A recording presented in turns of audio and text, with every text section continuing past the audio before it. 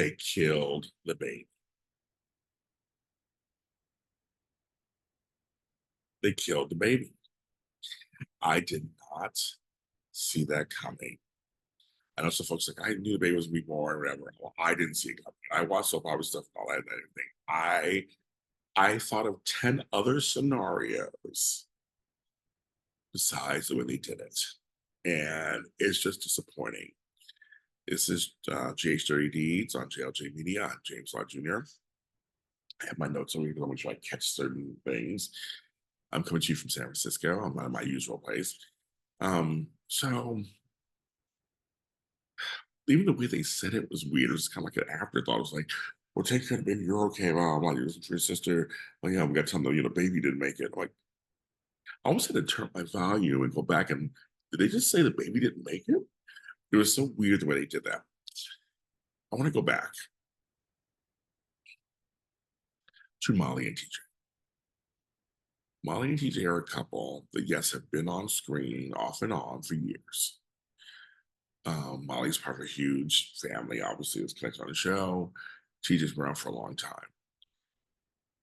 I've said this many times. I have no connection to Molly and TJ because they've never, for me, had them on long enough or invested in them on screen enough to get me invested. I'm not against them, not for them. It's like, okay, they're together. They do nothing for me. So I never got invested. Kristina, who's a character's been around off and on for years too. I actually like the character Kristina. I was friends with the last Kristina, who was before this one. And I liked the character and had lots of potential. The storyline happened. We got this is a storyline. Kristina's gonna be the surrogate of this baby. Like you and I and everybody in the world saw problems were going to happen. It's a soap opera, of course. To have them kill the baby, there's several things come to mind. One, let's stop using women as incubators for plot device. Let's stop killing and having miscarriages or they lose babies. That show has lost a bunch of babies recently, and I'm just kind of like, I'm over it. It's a soap trope that I wish we just put away. Because in the world, yes, it does happen, sadly, but in many cases, it's babies are fine and people are born. It's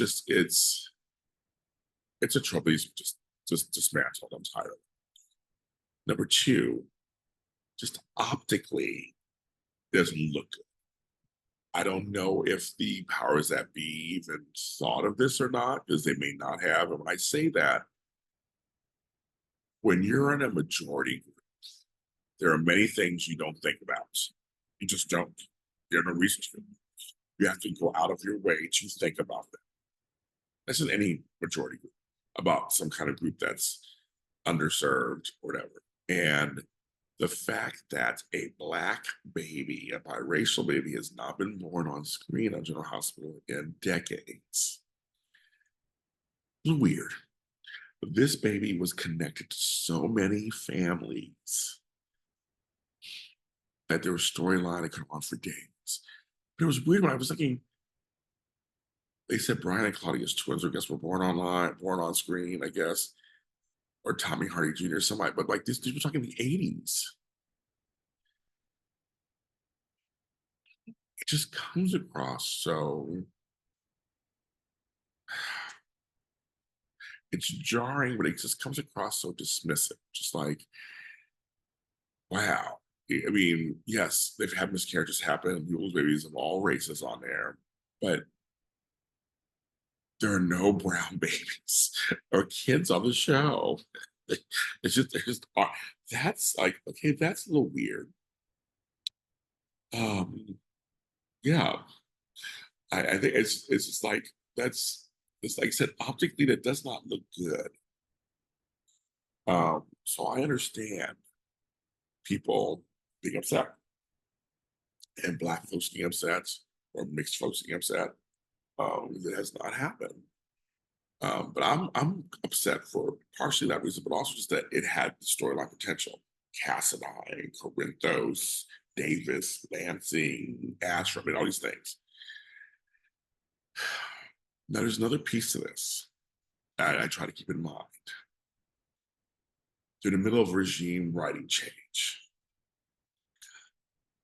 And what happens on some shows, the regime comes in, the newer one, and they just trim the fat. They cut out everything. Some will play out a storyline, some will say we're ending it now. So I've been trying not to comment too heavily until we get into the next kind of final stage of this is the head writer, this is her team. Now we're going to see what her vision is. And I think we're about to get there. We're about to get there right. I think some of you guys saw this. If you notice, I don't know exactly when, but I think it's coming up shortly. That soon will be just Elizabeth in charge and then her writing staff. So I've been trying to hold out. So I'm like, in some cases, you guys know this. It's been great they cut out storyline. Like, okay, we're done. We're done with it. But in other cases, I understand they've been trying so hard to invest us in this story to just do that.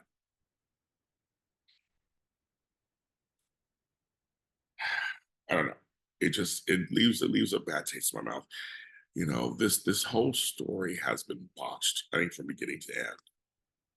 I think the writing in the story has just not been the greatest.